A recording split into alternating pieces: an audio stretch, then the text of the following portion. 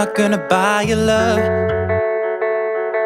No, I'm not gonna buy, no, I'm not gonna buy your love, buy your love. But I can keep you warm in the middle of the night. When everything is wrong, baby, I can make it right. I'm all about the vibe, baby, not about the price. But I'm not gonna buy, no, I'm not. But I can keep you warm in the middle of the night. When everything is wrong, baby, I can make it right. I'm Chris Cuneo and you're watching KGUP Presents right here on Indie TV, channel 140 on the Universe Network.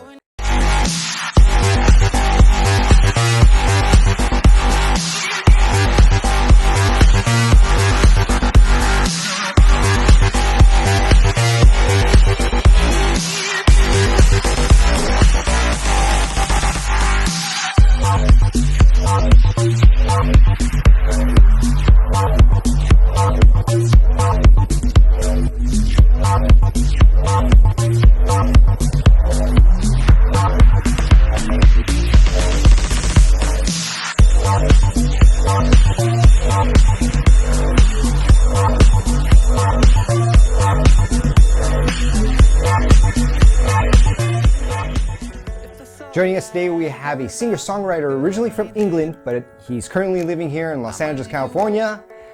You might know him from a boy band named Phase 5, or his hot past single called Can I Get Your Number? He has a brand new track, and it's called Not Gonna Buy Your Love. Please help me welcome Lee Brown. No, I'm not gonna buy, no, I'm not gonna buy your love, buy your love. You're now residing here in Los Angeles. That's correct, yes. Correct. Okay, yeah. So how do you like it? What's that? I love it. How come LA? Why LA? I didn't really have a choice, but it's not one of those things that you turn down an opportunity to move to LA. But I'm obviously born and raised in a place called Stoke-on-Trent in the UK, and I got an opportunity. It presented itself to join a band out here in Los Angeles. So that's what I did, and I ended up moving out here about 4.5 years ago. So it was January 2015 when I officially moved out here. Wow, you're an official Los Angelian. I'm a Los Angelina. There you go. Yeah. That's very cool. Very good. Passing your 5-year mark. I know. That's what. Well, it was actually New Year's. I think the actual date was New Year's Eve, 2014. Really? Yeah, I think that was the actual date. Yeah. But I class it as January 2015 because I can't remember that night. So. Well, I don't have to walk through. You're basically a native. Yes, I am. So let's jump into your style of music. So what do you, when you're doing this, what do you want people to take away from your music? It's a good question. I mean, for me, I listen to music to feel good, and I think that's what everybody should. I think that's like everyone has different reasons to listen to it, but my main reason is to feel good, and that's what I want people to take away from my music. I want people to feel good when they listen to it.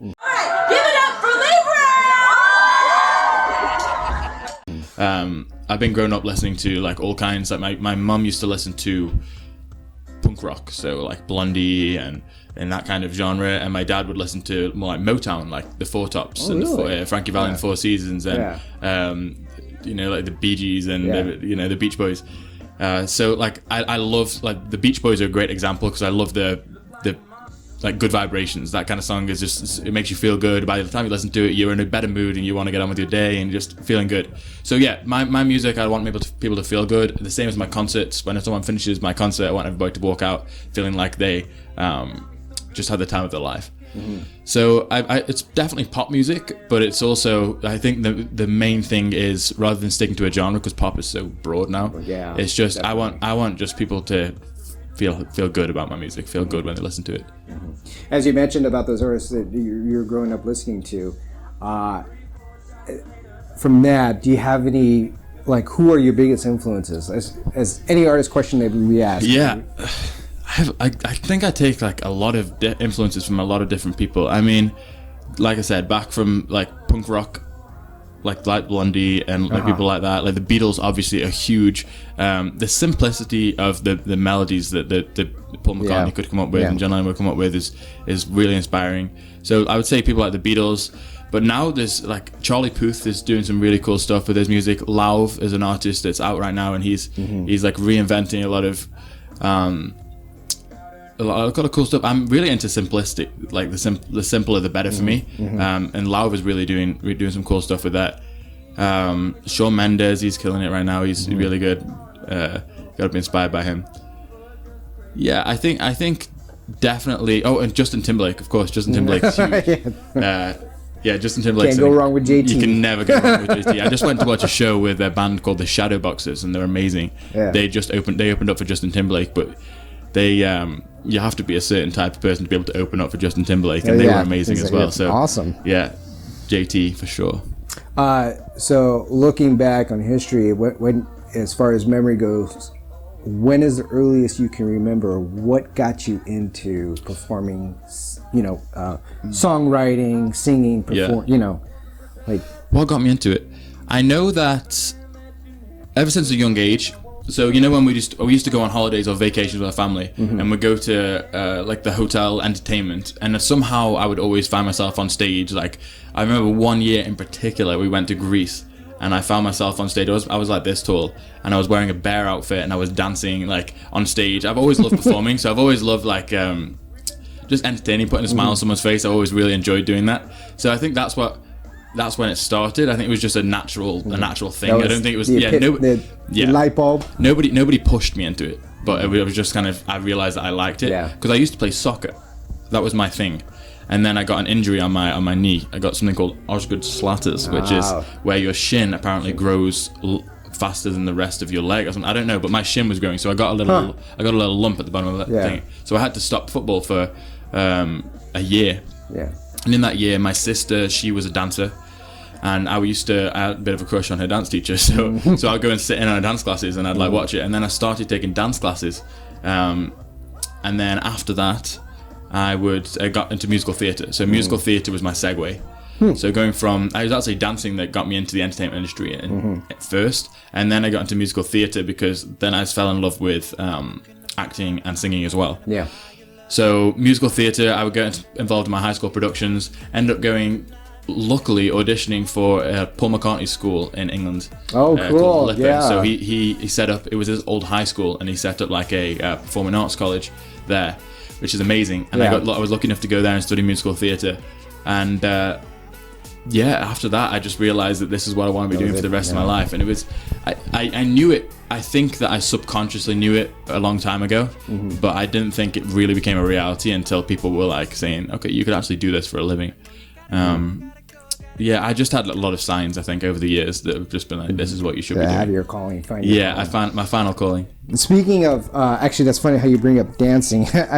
I know we recently posted a video of you dancing. Yeah. Tell me the story behind that. Like what? Well, that's actually, it's a funny story. So as I said, I moved here in 2014, New Year's Eve 2014. I came to visit LA in 2013.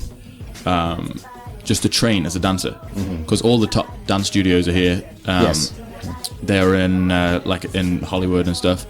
So I came out here for a month, and in that month I made a few friends. Like I'd stayed in like a hostel. It's called Home for Dancers, and it's a house, and they converted it. And I remember there was a room, and there was like 12 beds in one bedroom, and we just like stacked on top of each other. It was like there's bunk beds, and then there's these things. Whatever. It was like a boot camp. Yeah, it was like a boot camp for dancing. It was great. It was really fun, and I made so many friends. Yeah. And that's actually how I met one of the bandmates who I was in the band with. Oh. That's what I did. And then what happened was I used to post videos on YouTube, like a load of on class, taking class, and I used to teach dance classes and post videos on YouTube. And then I made some friends and asked them if they want to do a video before I leave. It's kind of like a souvenir to take home. Like I could show my friends that, I did this video. It's actually a funny story because that video that you guys posted was the reason I was in LA.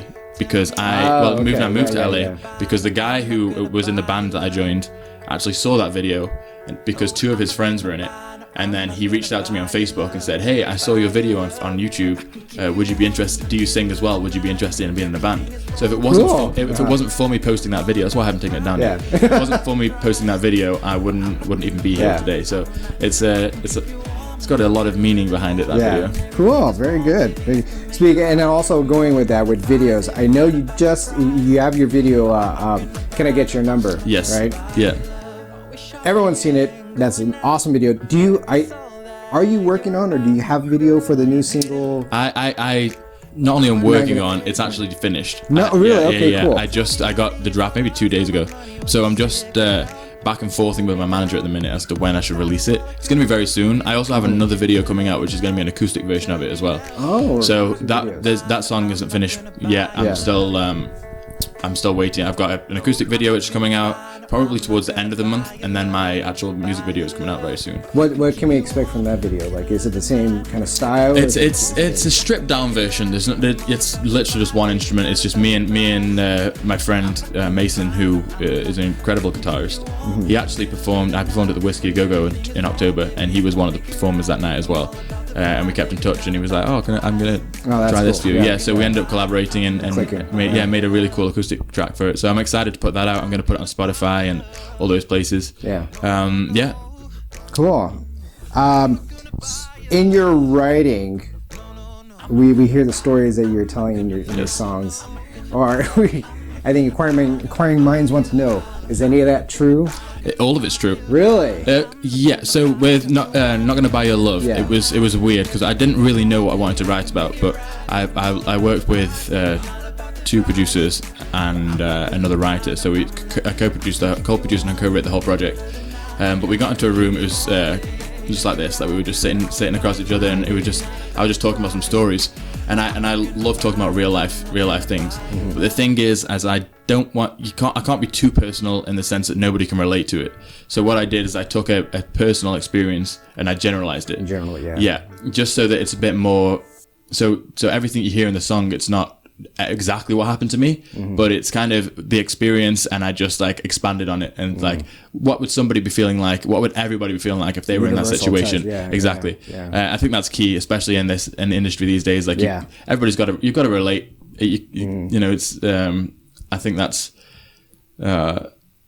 kind of where the industry is going bad, is when like people start singing about like having billions and billions of dollars and all this kind of stuff, and you're just like, yeah, cool. I can't really be singing this song because I don't have billions and billions of dollars yet.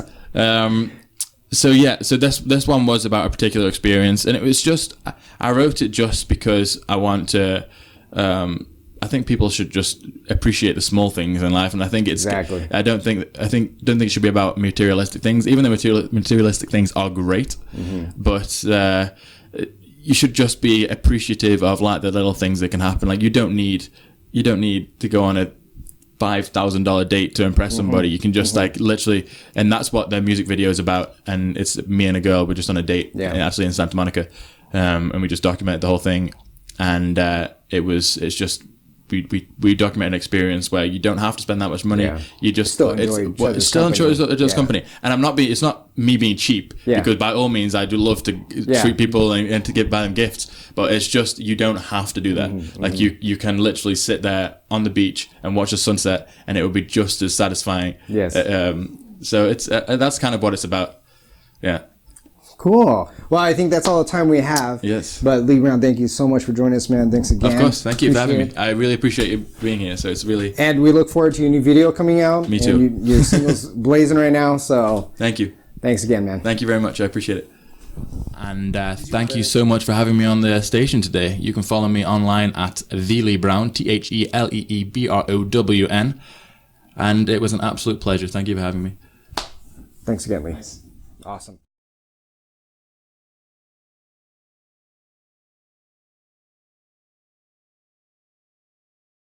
Hey everyone, welcome to KGUP Presents. I'm your host, Chris Cuneo. You're tuned in to channel 140 on Indie TV, the Universe Network. Right now coming up, we have a real gem right here in our own backyard.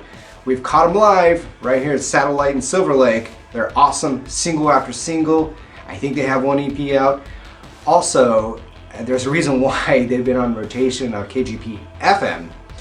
I can't wait to interview these guys. Please welcome Moderns.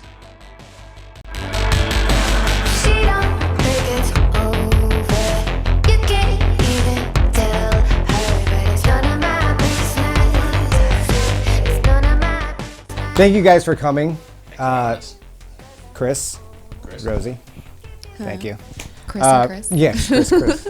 Right, two Chris's don't make it right. Okay, so I think the famous question that we have, we'll jump right into it. How did Moderns form? Like, how did you guys You take this assemble? because it started with your project first. Modern started actually as a different lineup, and we kind of worked on a few songs, and it got to a place where it kind of like felt a little stagnant. And Rosie and I had been working on commercial music together. Oh, So cool. I was like, well, we had flavor of some female vocals. So Rosie came in and started working on some tunes. Things were rolling really well between the two of us, so we fired the other guy, and here we are. Cool. And then from that, Went from 2 to 3. And then back to Yeah. 2. But actually, okay. it's kind of almost to 3 again now, because we have a guy that plays live with us. Yes. Yes. He's, pretty talented guy. And what was his name? His name is Steve. Steve. Okay. Yeah. Steve's not here today because he had nasal surgery. Oh, wow, really? So he's recovering this week. Cool. How did you guys arrive to the name? What is that? The original lineup, we kind of were throwing names around. He was doing a project himself, and we didn't have a name for this, and we're like, well, we'll start it with a new name.